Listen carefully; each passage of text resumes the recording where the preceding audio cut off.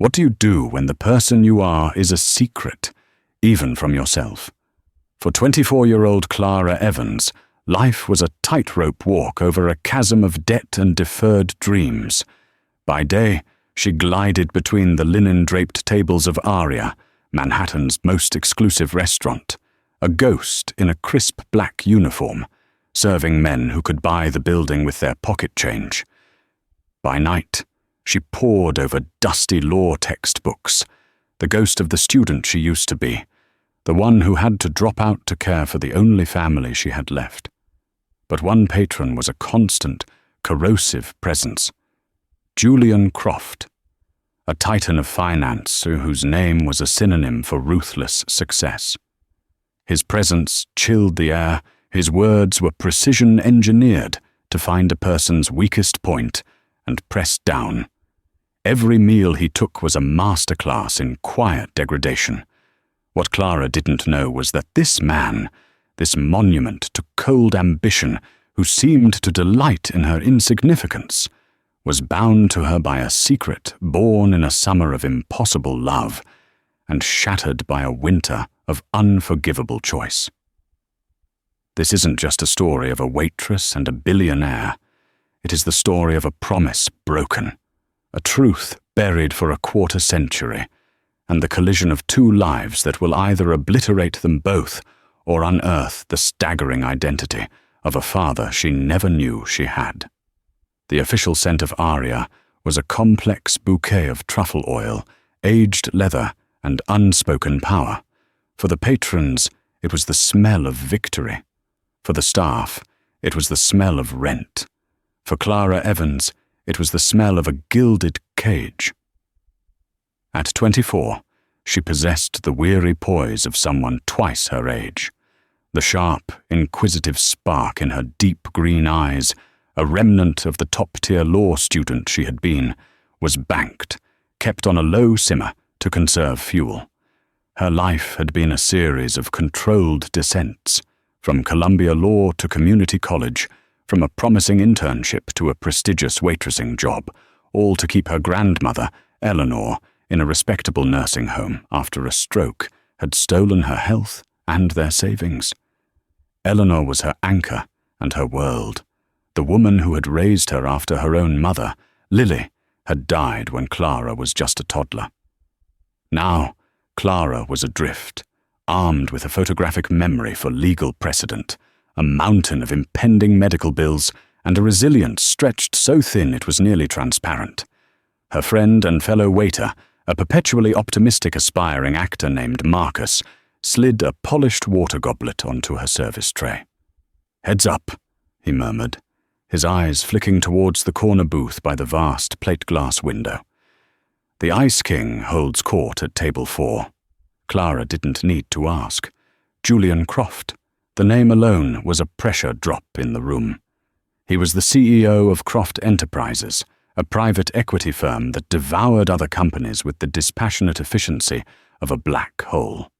He dined at Aria 3 times a week, not for the Michelin-starred food.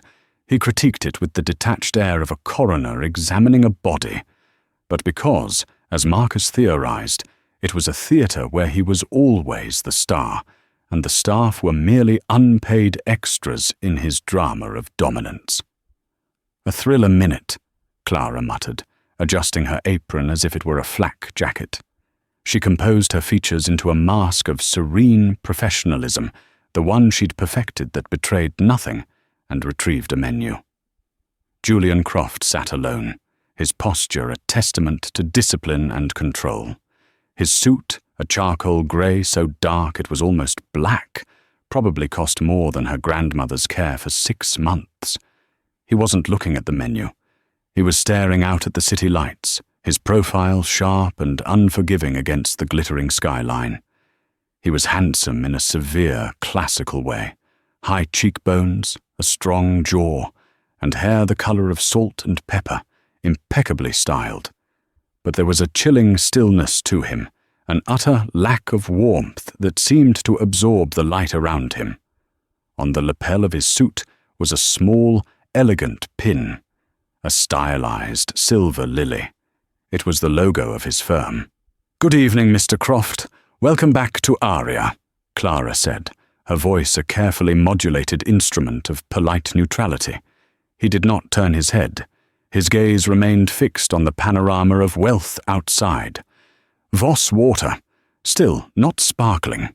One slice of lemon, cut into a perfect quarter moon. Not a wedge. And ensure the glass is chilled, not the water itself. I can taste the dilution from melting ice. It was his opening gambit, a needlessly intricate order designed to test, to establish the hierarchy from the outset. "Of course, sir," Clara replied, her mind cataloguing the precise, almost pathological, details. She returned moments later, the water prepared to his exact specifications. She had selected the lemon herself, making the cut with the precision of a surgeon. She placed it on the table with a hand that did not tremble. Only then did he turn his gaze on her. His eyes, a startlingly pale shade of blue, swept over her. It was not a glance of acknowledgement, but of assessment, like a hawk scanning for any imperfection in its domain. He lifted the glass, examining the lemon slice before taking a delicate sip. "Adequate," he pronounced, the word landing like a dropped stone in a silent pool. He gestured dismissively at the menu she'd placed on the table. The Dover sole. Pan-seared. No butter, only olive oil. The accompanying asparagus must be blanched for precisely 90 seconds. Any longer, and they lose their structural integrity. Any less, and they are raw. The potatoes should be roasted until the skin is crisp, but the interior remains fluffy. I will know the difference. Dover sole, light oil, asparagus 90 seconds, crispy potatoes. "An excellent choice, sir," Clara said. The words a familiar, bitter script. She retreated to the point-of-sale system, her fingers flying over the screen as she entered the detailed modifications. Marcus leaned in.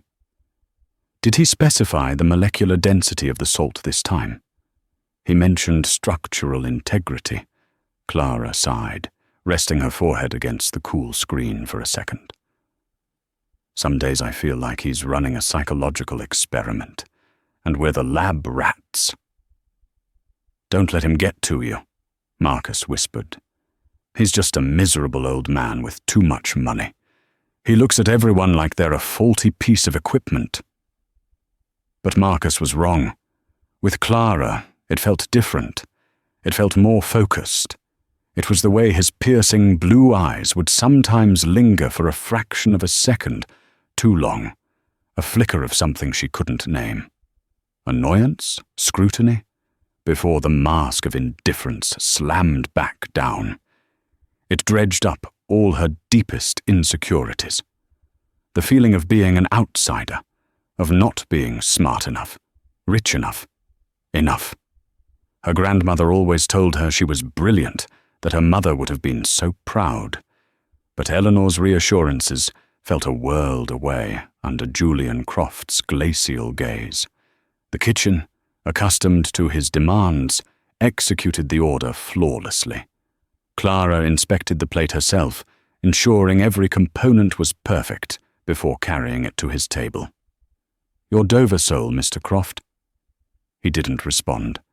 He simply picked up his fork and knife and dissected the meal. He ate with an unnerving focus, his movements economical and precise. Clara stayed away, attending to her other tables, but she could feel his presence like a cold spot in the room. When he was finished, he placed his silverware perfectly parallel on the empty plate, the silent signal that he was done. She brought the check in its leather folio. He produced a sleek, black credit card. When she returned with the slip for his signature, he took an inordinate amount of time, his expensive pen hovering over the paper. Finally, he pushed it to the edge of the table, stood, and walked out of the restaurant without a word or a backward glance. Clara approached the table with a familiar sense of resignation. His tips were a form of psychological warfare. Sometimes a few dollars, sometimes nothing at all. It was never about the money. It was about the message. She opened the folio. The bill was for $192.50.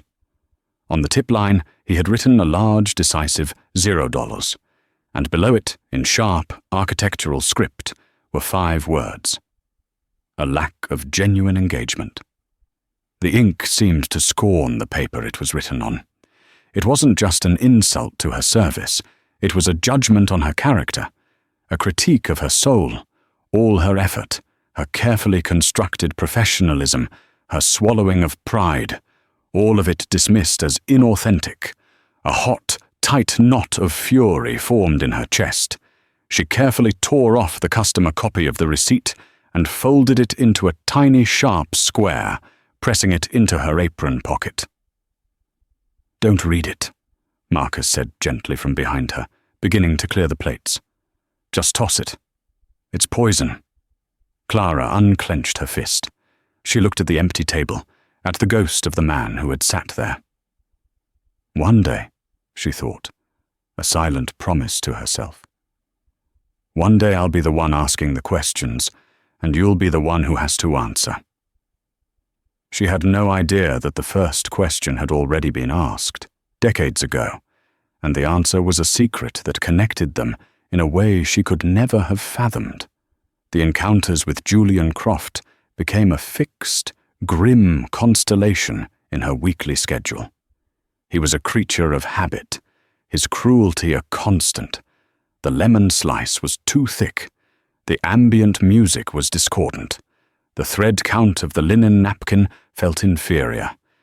Each complaint was a small, sharp jab, delivered with the same chilling detachment.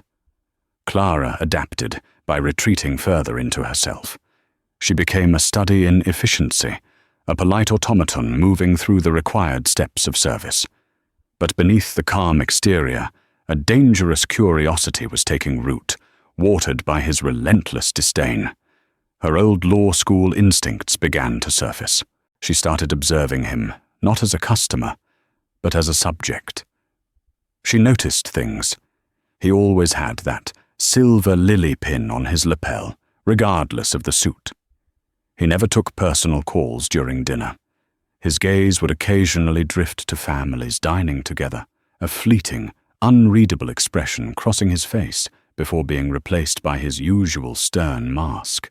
He was a puzzle of contradictions, a man who demanded perfection in the most trivial details of his life, yet seemed to live in a state of profound, self-imposed isolation. One rain-slicked Tuesday night, the pressure on Clara intensified. The nursing home called. Her grandmother had had a small complication, requiring a new medication not fully covered by her insurance. The cost was an additional $400 a month. It was a staggering, impossible sum. The tightrope she was walking had just been set on fire. That night, Julian Croft was in rare form. He complained that his table wobbled, though it was rock solid. He sent back his steak, claiming it was a degree past medium rare. When Clara returned with the replacement, he cut one bite and pushed it away. "My appetite has been spoiled by the incompetence." He left no tip. The note on the receipt was a single, brutal sentence. "Mediocrity is a choice." The words hit her like a physical blow. Mediocrity. She was working 60 hours a week, studying until 2 a.m., sacrificing everything for her grandmother.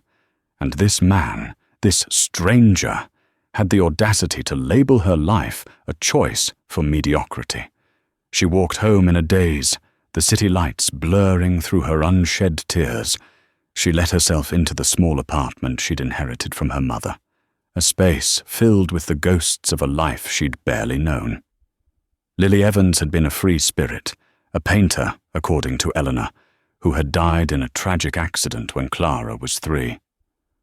All that remained of her were a few canvases stacked in a closet and a heavy, sea-worn trunk at the foot of Clara's bed. Eleanor had always been vague about Lily's past, and especially about Clara's father. "He was a shooting star, my love," she would say, her eyes distant. burned bright and was gone before you knew it. Your mother was all that mattered. Tonight, the platitudes weren't enough. Croft's cruelty had scraped something raw inside her. She needed to connect with her mother, to find some piece of the woman who had faced the world alone and brought her into it. With a sense of grim determination, she knelt and unlatched the old trunk. The scent of lavender and old paper filled the air. Inside were bundles of letters tied with faded silk ribbons, sketchbooks filled with vibrant charcoal drawings, and a collection of dried flowers pressed between the pages of poetry books. She found a small velvet pouch. Inside was not a locket, but a single ornate silver cufflink, engraved with the same stylized lily as the pin Julian Croft wore. Clara's breath caught in her throat. It had to be a coincidence, a common design. But as she sifted through a bundle of letters, her blood ran cold. They were from a man signed only J. The handwriting was unmistakable. It was the same sharp, architectural script from the receipts. She devoured the letters, her heart pounding a frantic, terrified rhythm against her ribs. They told a story of a whirlwind romance, of two people from different worlds. Lily, the passionate artist. Jay, the ferociously ambitious business student, obsessed with building an empire. July 12th. Lily, my brilliant star, you paint the world in colors I never knew existed. You are my anchor in the storm of my own ambition. One day, the world will know the name Croft Enterprises, and you will be by my side. August 29th. Father says you are a distraction. He doesn't understand. You are not a distraction. You are the point. He sees love as a liability. I will prove him wrong. The starlight lily will be our symbol, rare, resilient, reaching for the heavens. It will be the logo of my company, our company. The starlight lily, not just any lily, a specific, rare varietal. Clara felt a dizzying wave of vertigo. She scrambled for her laptop, her fingers fumbling on the keys as she typed Croft Enterprises logo. The image that filled the screen was the silver pin, the cufflink, the symbol of his empire. Underneath, the caption read, "The Starlight Lily, a symbol of resilience and singular vision." The final letter was dated a month before Clara was born. It was different. The passionate prose was gone, replaced by a cold, devastating finality. Lily, I have made a decision. My father has offered me the capital to launch, but with conditions. He is right, there can be no room for sentiment in what I have to do. Love is a luxury the successful cannot afford. I must dedicate myself completely. This is the only path for me. I am sorry. Goodbye, Jay. It wasn't a breakup. It was an amputation. He had chosen his dream, his father's approval, over her mother, over their child. The room began to spin. Julian Croft. Jay. The man who tormented her, who called her mediocre, who dismissed her very existence, was her father. The man who had abandoned her pregnant mother because she was a distraction. A wave of nausea and white-hot rage washed over her. She looked from the passionate words in the letters to the cruel critiques on the receipts. How could one man be both people? Her entire life, her identity, was a lie built on a foundation of his rejection. He hadn't just left her mother. He had erased her. And for 24 years, he had been moving through the world, building his empire on the ashes of their love, while she and her grandmother struggled for every scrap. The most horrifying realization of all settled upon her. He had no idea who she was.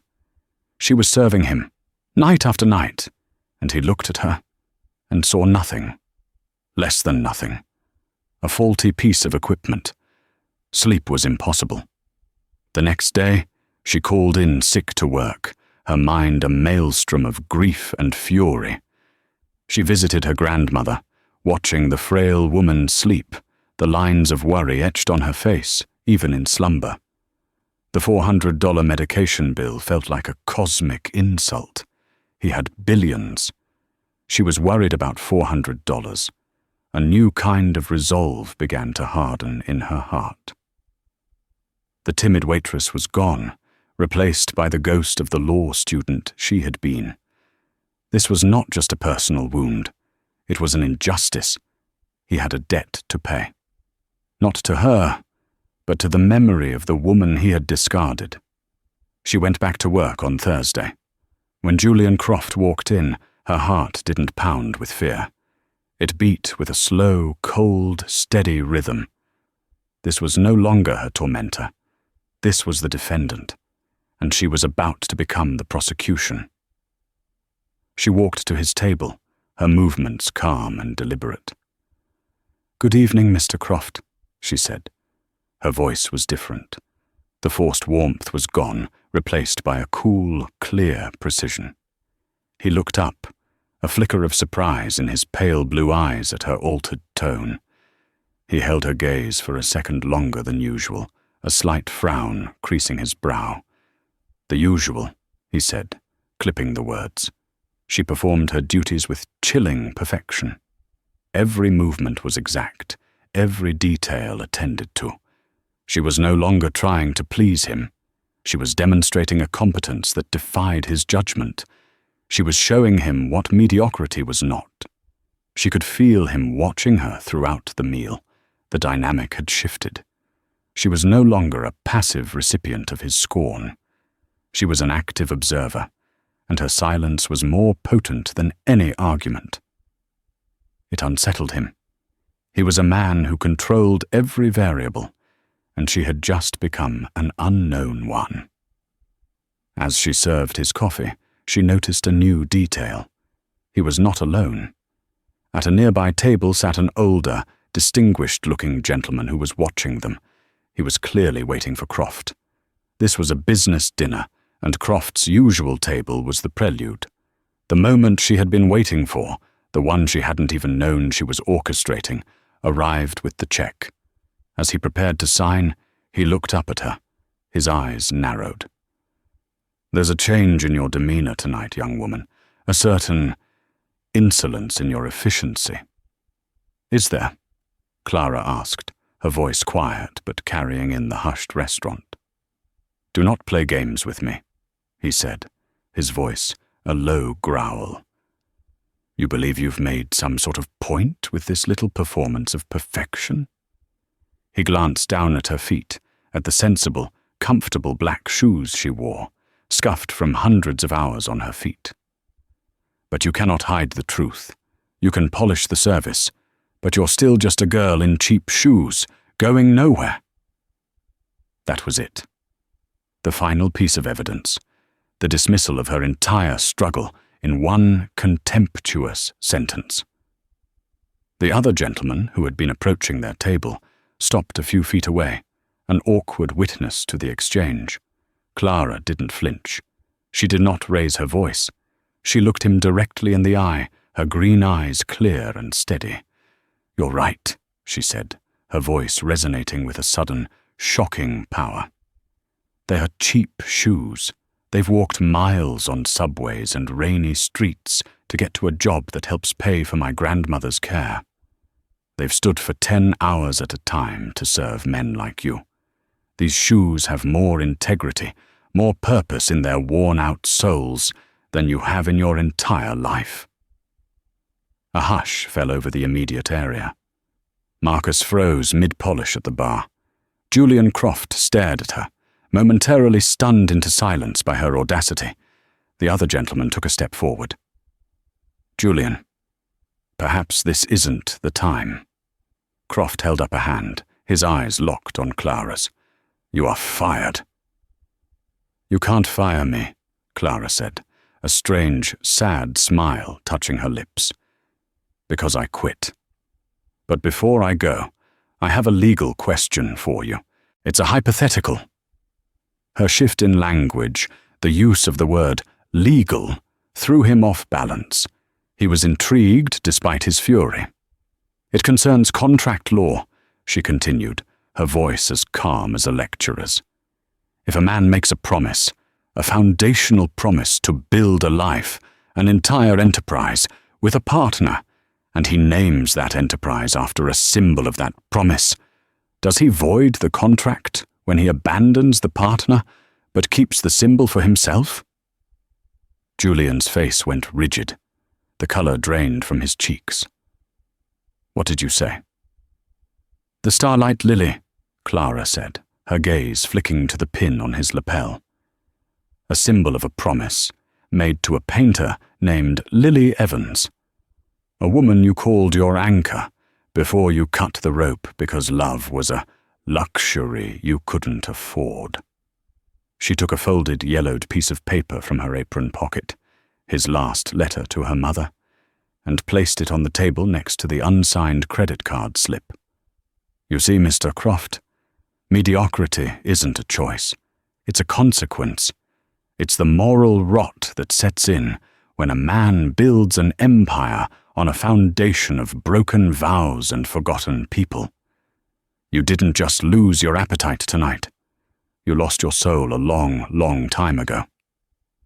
The other gentleman, his face a mask of shock and dawning disgust, looked from the letter to Julian's ashen face. "Julian, what is this?" Julian Croft could not speak. He stared at Clara, at the girl in the cheap shoes who had just dismantled his entire life in front of his business rival. He wasn't seeing a waitress anymore. He was seeing a ghost. He was seeing Lily's eyes, Lily's strength, Lily's daughter. Clara turned without another word and walked away. She didn't look at her manager, who was sprinting towards the table, or at Marcus, whose jaw was on the floor. She walked through the kitchen, untied her apron for the last time, and pushed open the back door into the cool, damp alley. She was jobless. She was terrified. But as she took her first breath of free air, she felt the weight of 24 years of secrets, lies, and indignities lift from her shoulders. The trial of Julian Croft had just begun, and she had delivered the opening statement. Julian Croft returned to his penthouse, a sterile sanctuary of glass and steel overlooking Central Park, but the space felt like a tomb. The girl's words were ricocheting off the marble floors and echoing in the vast, empty rooms. The moral rot that sets in. He hadn't closed the deal. The other man, Arthur Davenport, a CEO known for his emphasis on legacy and family values, had taken one look at Julian's face, another at the letter on the table, and had walked away without a word. The acquisition, a deal worth hundreds of millions, was dead. And for the first time in his career, Julian didn't care. He poured a scotch, his hand trembling slightly. He stared at the amber liquid, but all he could see were her eyes. Lily's eyes. Green, fiery, and full of a righteous fury he hadn't seen in 25 years. His first instinct was denial. It was a trick, a shakedown. The girl had somehow found that letter and concocted an elaborate, insane scheme. But the cufflink, he still had its partner in his safe, a relic of a past he had ruthlessly suppressed. And her knowledge of the Starlight Lily's meaning, no one knew that. It was a secret buried with Lily. He buzzed his head of security, a former Mossad agent named Garrett, a man of terrifying efficiency and absolute discretion. "I'm sending you a name," Julian said, his voice hoarse. "Clara Evans. She was a waitress at Aria. I want to know everything. Where she was born, who her mother was, medical records, school transcripts, everything. And Garrett, I want a DNA sample. Be discreet." While Garrett's invisible machine went to work, Julian was a prisoner in his own life. He cancelled his meetings. He ignored his calls. He sat in his silent apartment, the letter she had left on the table before him. He read it over and over, the cold, pragmatic words he had written as a young man, now searing him like acid. He had called Lily a distraction. He had called her daughter mediocre. The symmetry of his cruelty was devastating. He had become his father, a man who measured life in stock prices and saw human emotion as a market weakness. He had won, just like his father wanted. He had built the empire, and he was utterly, profoundly alone. Meanwhile, Clara's world was one of controlled panic. Quitting her job was an act of emotional survival, but it was financial suicide. The call to the nursing home to explain a potential delay in payment was one of the hardest she'd ever had to make. She spent her days at the library, poring over job listings and polishing her long-neglected law school applications, fueled by coffee and a desperate hope. Marcus called her every day. "Are you okay? What the hell was that? It was the most epic thing I have ever seen. Henderson almost had an aneurysm." "I'm fine," she'd lie, the bravado of that night fading into the harsh reality of unemployment. "I just had enough." She couldn't bring herself to tell him the whole truth. It was too big, too monstrous to put into words. A week later, Garrett's report landed on Julian's desk. It was a slim, unassuming file that contained the complete demolition of his world. Subject: Clara Lily Evans, born February 12th, New York. Mother: Lily Evans, deceased.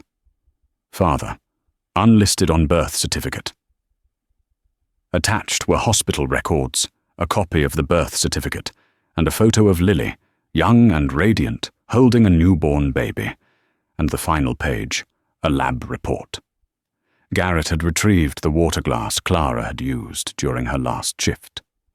DNA analysis, paternity match, probability, 99.9999%.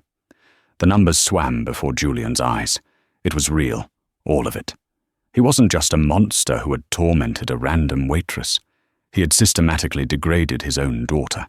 The thought was so vile, so grotesque, he felt a physical need to be sick. He thought of her cheap shoes. He thought of her working to care for her grandmother. He had a daughter and a mother-in-law he had never known, and they had been struggling while he debated the merits of a 90-second blanch on his asparagus. The guilt was a physical force, pressing the air from his lungs. For decades, his life had been a fortress, built to keep emotion out.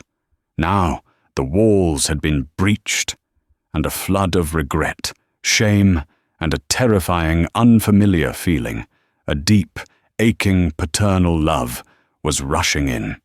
He knew he couldn't just write a check. This was not a problem money could solve. He had to face her. But how? What could he possibly say? He found her in the law library of her old community college, bent over a book, her brow furrowed in concentration. She looked so much like Lily in that moment that it stole his breath. He approached her table, his footsteps echoing in the hallowed silence. Shiloh. The silence in the library was a physical entity, a vacuum that rushed in to fill the space Julian Croft's soul had just vacated. He remained standing between the towering shelves of torts and constitutional law, a ghost in a bespoke suit. The world around him, the soft scratching of pens, the gentle hum of fluorescent lights, the scent of old paper and ambition, continued, oblivious to the fact that his own world had just been reduced to a single, searing point of shame. He was a man who commanded boardrooms, who moved markets with a word, yet he had been dismissed with the quiet finality a librarian reserves for closing time. He did not remember the drive back to his penthouse. The city lights, usually a glittering testament to his dominion, were a meaningless smear of color. He entered the vast, minimalist space, a cathedral of glass, chrome, and art chosen for its investment potential rather than its beauty, and felt, for the first time, its crushing emptiness. It was not a home, it was a mausoleum for a life he had never lived.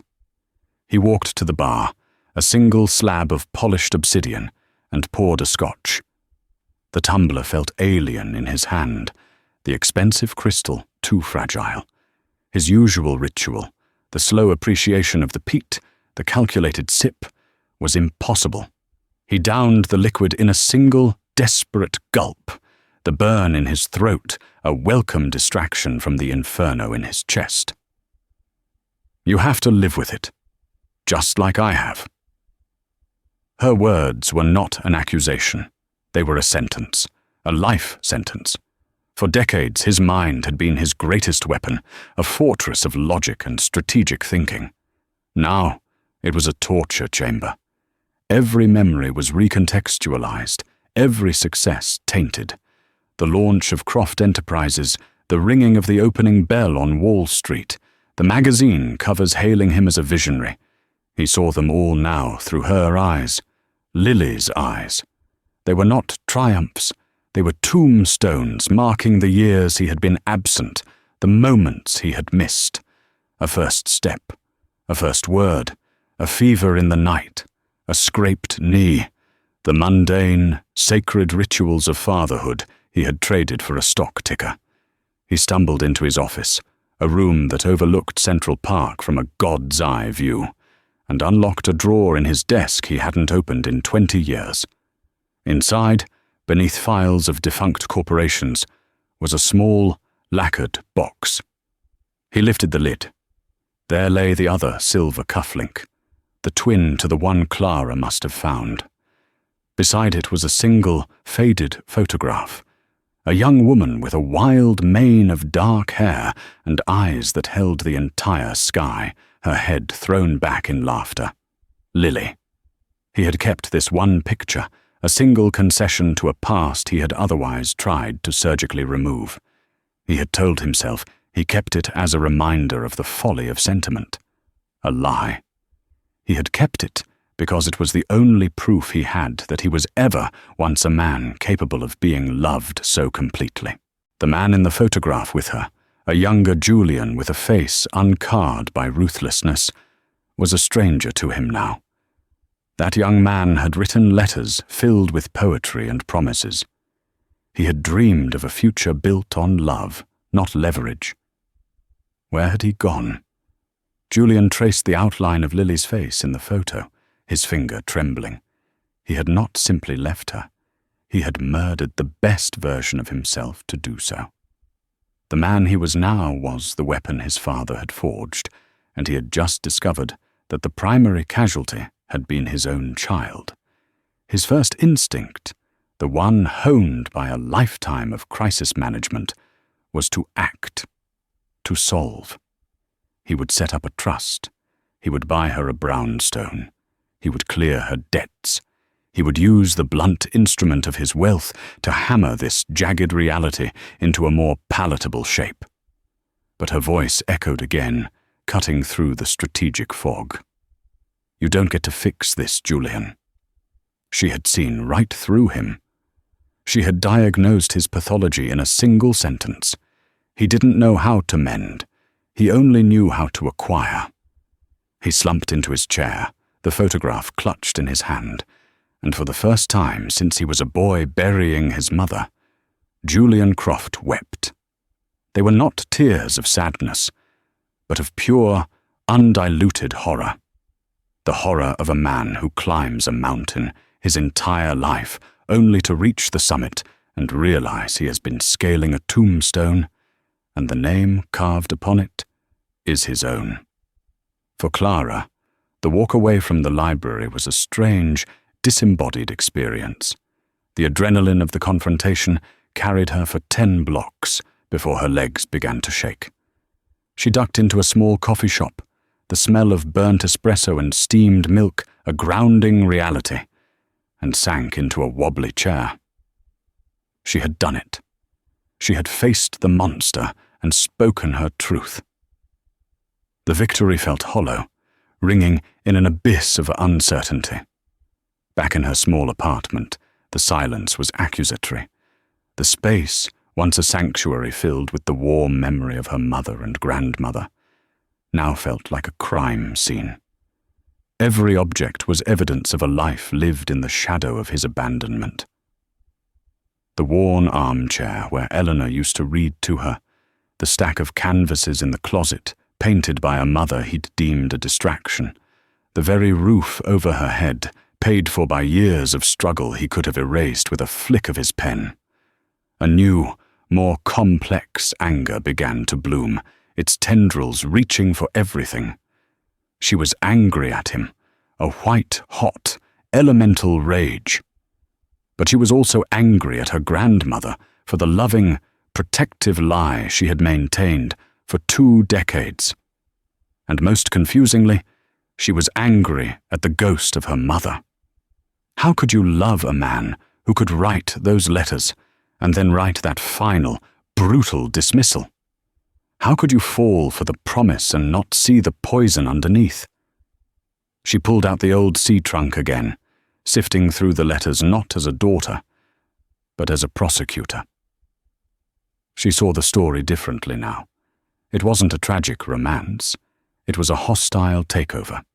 He had courted her mother with the same single-minded intensity he applied to his business deals, seeing her passion and spirit as assets to be acquired.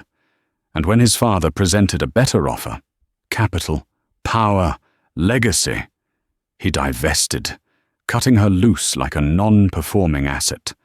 The Starlight Lily wasn't a symbol of their love. It was the brand he had built from her stolen intellectual property.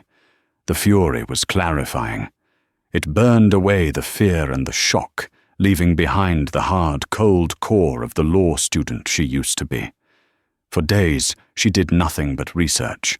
She devoured every article, every interview, every financial report on Julian Croft and Croft Enterprises she could find. She was not looking for a father. She was conducting opposition research. She needed to understand the man, not as he was in Lily's letters, but as the world knew him. Cold, ruthless, a predator, a man who saw weakness as an opportunity. A week after the library, the thick, cream-colored envelope arrived. It was from a top-tier law firm, the kind that didn't send letters but decrees. Her stomach clenched. This was it. The hush money, the non-disclosure agreement, the final transactional insult. She tore it open with a sense of grim expectation. But what she read stopped her breath. The Lily Evans Foundation, the irrevocable trust for Eleanor, the full scholarship. It was a strategic masterstroke, a move of such breathtaking precision that she almost admired it. He wasn't trying to buy her silence. He was trying to rewrite the narrative. He was using the language of philanthropy and restitution, words that were almost impossible to fight. He was attempting to pay a moral debt with financial instruments, converting his guilt into a tax-deductible entity. And tucked inside, the handwritten note. This is not a fix. The choice is yours. He was ceding the power to her. He had laid down his arms and invited her to dictate the terms of surrender. Marcus, when she finally broke down and told him everything, was unequivocal. "Take it," he said, his usual theatricality replaced by a quiet intensity. "Clara, do not let your pride punish your grandmother. Do not let his past crimes rob you of your future. This isn't him winning. This is him paying reparations. It's the closest thing to justice you're going to get." She knew he was right, but to simply accept felt like a capitulation. It felt like accepting his terms, his framing of the situation.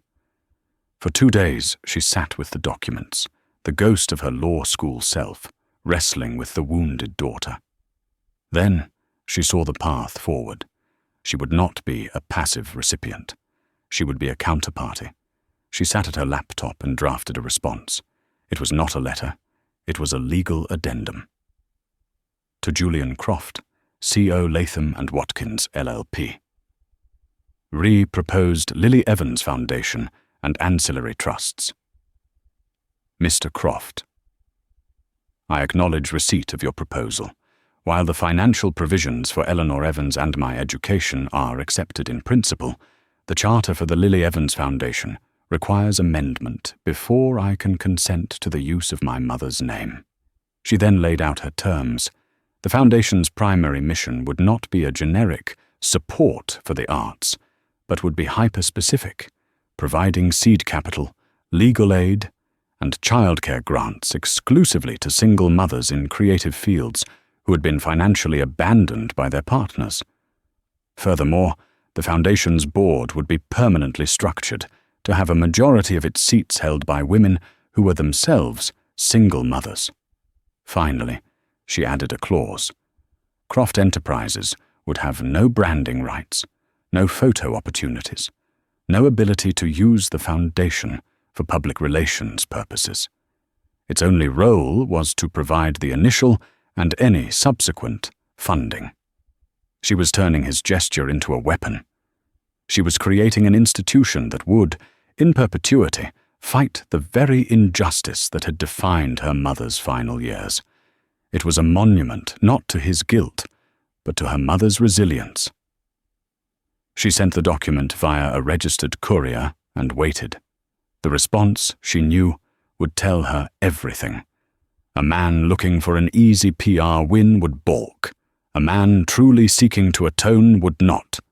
3 days later, a single sheet of paper came back from his lawyers.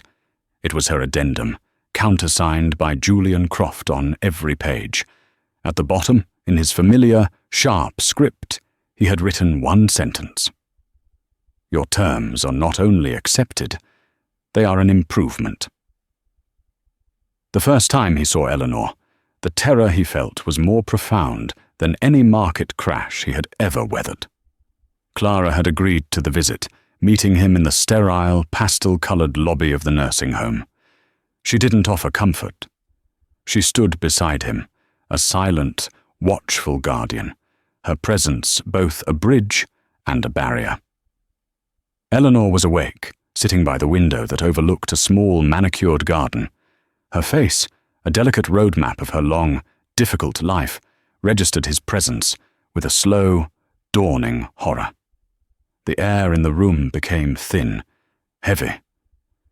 "You," she whispered, her voice a fragile, rusty thing, yet it carried the force of a judgment. "I always wondered if I would live to see the devil come calling for his dues." Julian felt Clara tense beside him. He took a step forward, his hands open at his sides in a gesture of surrender. He did not sit. He stood before this frail woman in her wheelchair as a supplicant. "Eleanor," he began, his voice cracking on her name. He had rehearsed a speech, a carefully worded apology. It dissolved into ash in his mouth. All he had was the truth. "I have no excuse. I have only a debt. I came here not to ask for forgiveness, but to bear witness to the lives I destroyed, to the love I threw away.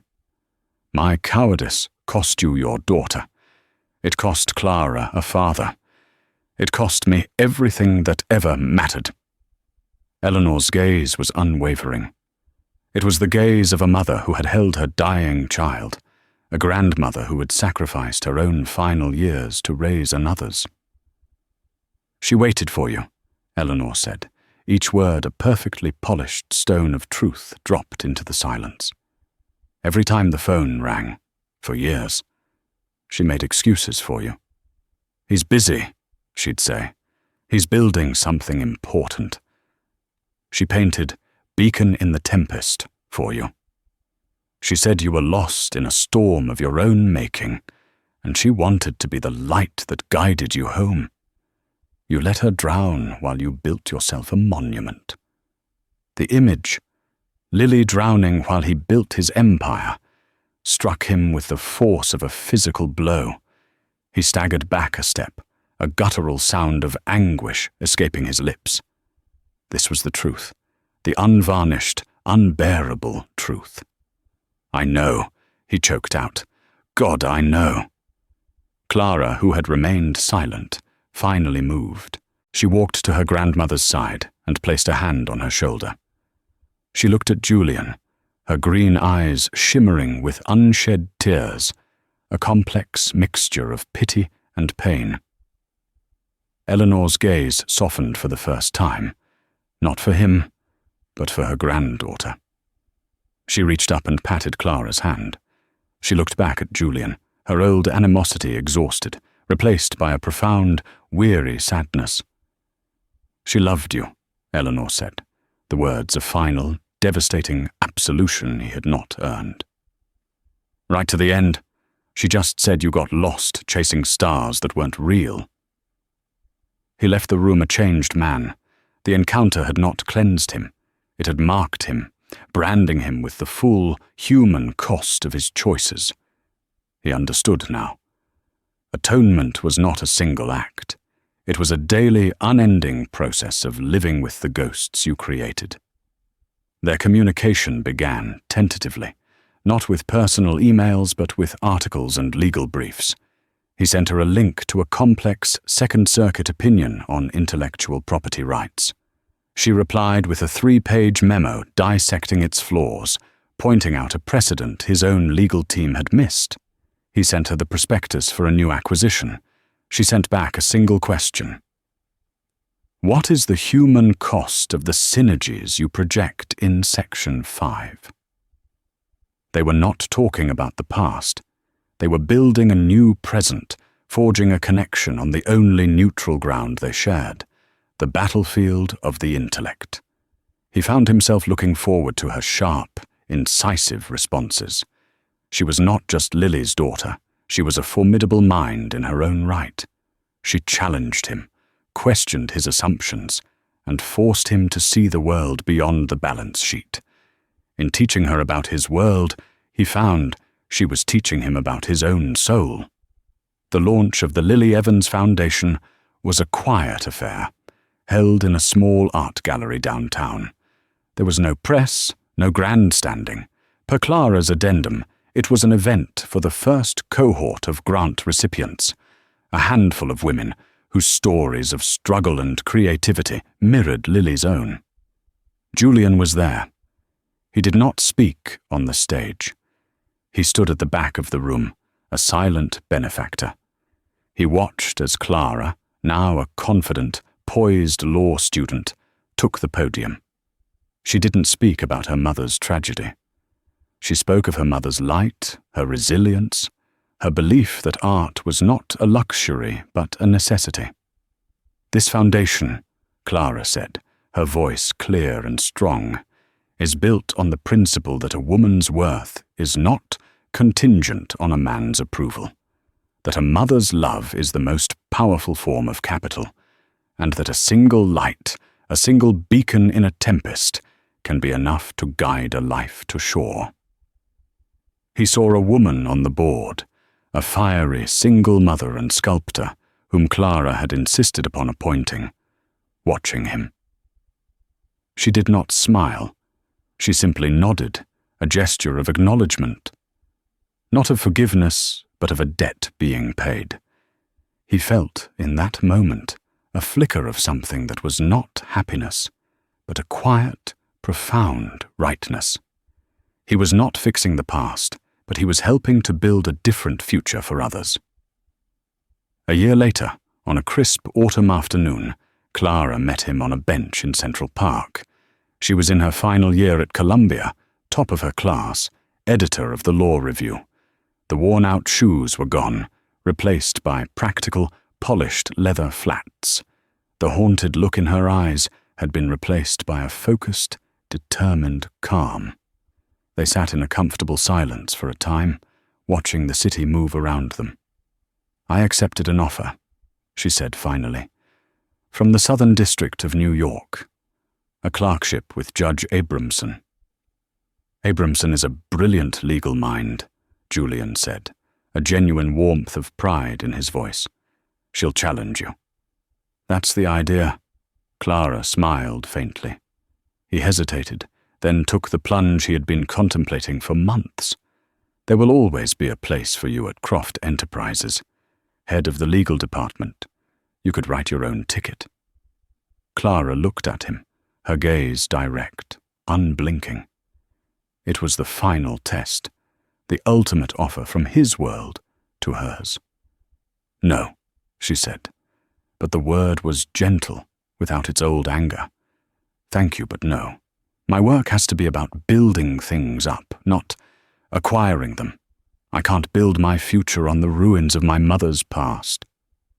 She paused, then turned the conversation, shifting the dynamic between them one last time. "What about you? You've put a succession plan in place. You're stepping back from day-to-day operations. What will you do now?" It was a question no one had ever dared ask him. He had always been the one with the answers, the 5-year plans, the strategic roadmaps. He looked out at the skyline he had conquered, and for the first time saw not a kingdom, but a cage he had built for himself. "I don't know," he said, the admission a strange and terrifying freedom. "I thought perhaps I would learn how to paint." A flicker of surprise, then a deep, knowing sadness crossed Clara's face. She understood. He wasn't trying to become an artist. He was trying to learn the language of the woman he had lost, to see the world in the colors she had seen it. She stood up, brushing off her coat. "Well," she said, a small, genuine smile finally reaching her eyes, "you'll need a good teacher." It was not forgiveness. It was not a happy ending. It was something far more rare and precious. It was a beginning. He watched her walk away, her stride confident and sure, a woman heading towards a future she was building on her own terms. He did not follow. He remained on the bench, a man finally untethered from the ruthless certainty that had been his life's anchor, facing the terrifying, uncertain, and deeply human prospect of learning to see the world anew. The king was gone, and in his place sat a father and a student with a blank canvas and a lifetime of lessons left to learn.